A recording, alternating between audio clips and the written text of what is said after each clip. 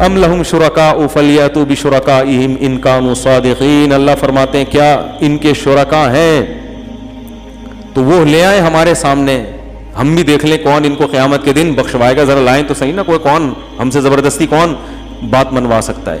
ام لہم سلم یستمعون فیہ فلیأتی, کیا ہے بھائی قرآن کی آیت یار, یہ میں روز ہر دوسرے دن فجر میں یہ تلاوت کرتا ہوں یہ سورت میں. ام لہم سلم یستمعون فیہ فلیأتی مستمعہم ان کانوا صادقین. کیا ان کے پاس کوئی سیڑھیاں ہے جہاں چڑھ کے یہ اللہ کی باتیں سن لیتے ہیں؟ ان کو پتہ چلتا ہے کہ اللہ نے میرے بارے میں کہا ہے کہ یہ جنت میں جائے گا اور اس کے بارے میں کہا ہے کہ یہ جہنم میں جائے گا, اور کرائٹیریا انہوں نے خود حق اور برائی کا بنایا ہوا ہے. تو ان کے پاس تو کوئی دلیل نہیں ہے. جب ان کے پاس نہیں ہے تو جس جبریل اور جس فرشتے کے ذریعے ہم جو کلام کر رہے ہیں اسی پر ایمان لے آؤ, وہی دلیل ہے. تو آگے جو آیت ہے, نئی آیت شروع ہو رہی ہے, بس میں اس کو شروع کر دیتا ہوں تاکہ اگلے ہفتے ہمارا بیان اگلی آیت سے چلے آگے, ورنہ پھر یہ 6 مہینے یہی آیت چلتی رہے گی. تو آگے اللہ تعالیٰ کا ارشاد ہے کہ یوم یکشف عن ساق ویدعون الی السجود فلا یستطیعون. میں نے بتایا کئی قسم کے کافروں کا ذکر ہوا پچھلی آیتوں میں. کچھ ایسے جو کہتے تھے اللہ ہی نہیں ہے, کچھ ایسے جو کہتے ہیں اللہ ہے مگر قیامت نہیں ہے, مر کے مٹی ہو کے ختم ہو جاتے ہیں, اور کچھ ایسے جو قیامت کو مانتے تھے مگر کہتے تھے ہم جیسے یہاں اچھے ہیں تو وہاں بھی کیا ہیں, اچھا ہی ہوں گے, ہم جنت میں ہی جائیں گے. اپنی طرف سے فیصلے کیے ہوئے تھے انہوں نے. تو اللہ نے فرمایا کہ ان کا قیامت کے دن حال یہ ہوگا, کیونکہ ان میں سے بہت سے منکر ہیں, بہت سے ہماری دلیل کو دلیل نہیں مانتے. تو فرمایا کہ کل قرب قیامت میں جب اللہ یکشف عن ساق اپنی پنڈلی کو ظاہر کرے گا, یہ کیا ہے, ایسی آیتیں متشابہات میں کہلاتی ہیں.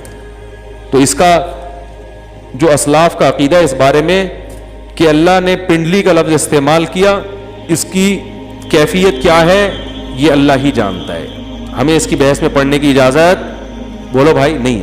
اللہ اپنی ایک صفت کی تجلی ظاہر کرے گا, اللہ اپنی زیارت کروائے گا, اپنا دیدار کروائے گا. تو قرآن میں اللہ تعالیٰ فرماتے ہیں یوم یکشف عن ساق ویدعون الی السجود, ان کو پھر سجدے کے لیے بلایا جائے گا. حدیث میں آتا ہے جب اللہ تعالیٰ قیامت کے دن اپنی پنڈلی کو ظاہر کریں گے, اپنا جلوے کو ظاہر کریں گے, تو جتنے بھی مومنین اور نماز پڑھنے والے لوگ ہیں نا, اتنا اس کا ایک حسن ہوگا, اتنا جمال ہوگا, اتنی اس میں لوگوں کا دل کرے گا کہ سامنے سجدے میں گر جائیں. بعض دفعہ ایسا ہوتا ہے نا, آپ کو کسی سے بہت زیادہ عقیدت ہو اور اچانک آپ کی اس سے ملاقات ہو جائے تو آپ کا پیچھے چلے جاتے ہیں نا, دل چاہ رہا ہوتا ہے کہ میں اپنا سر رکھ دوں اس کے قدموں میں. تو ظاہر ہے اللہ کی زیارت وہ کیا چیز ہوگی, اس سے تو یعنی اس کا تو تصور ممکن نہیں ہے نا. موسیٰ علیہ السلام نے کہا تھا نا اللہ میں تجھے دیکھنا چاہتا ہوں, تو پہاڑ پہ ذرا سی تجلی تھی اور موسیٰ علیہ السلام جیسے مضبوط دل بے ہوش ہو گئے تھے. یعنی اللہ کے جمال کو برداشت نہیں کیا جا سکتا.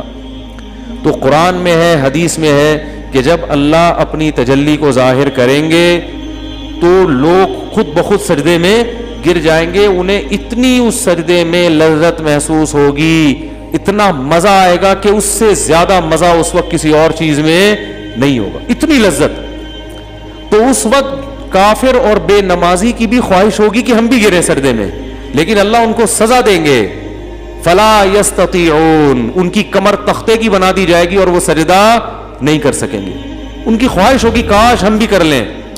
فرمایا کہ یہ وہ لوگ ہیں یدعون الی السجود وہم سالمون, کہ ان کو دنیا میں سجدے کے لیے بلایا جاتا تھا اور ان کی کمر جھک جاتی تھی, صحیح کمر تھی, تختے کی کمر نہیں تھی. اس وقت ان کو یہ عیب نہیں تھا, لیکن اس وقت دنیا میں انہوں نے گردن اکڑائی ہے. کس قدر شدید وعید بے نمازیوں کے لیے, آپ اندازہ لیں کس قدر شدید وعید ہے اور کیسے الفاظ ہیں اس وعید کے.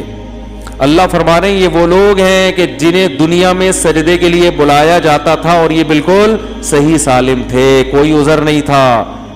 آج ان کو بلایا جا رہا ہے مگر یہ سجدہ نہیں کر سکیں گے. ان کا عذر کیا ہے, ان کی کمر کیا ہو گئی ہے, سخت ہو گئی ہے, کمر جھکی نہیں. جب آدمی کی کمر سخت ہو جائے نا کوئی بیماری سے تو رکوع نہیں کر سکتا وہ. تو مجھے یہ بتاؤ قرآن کہہ رہا ہے کہ جب ان کو سجدے کے لیے بلایا جاتا تھا یہ نہیں آتے تھے، تو کب بلایا جاتا ہے، کیسے بلایا جاتا ہے؟ اذان کے ذریعے۔ اس سے مراد کیا ہے؟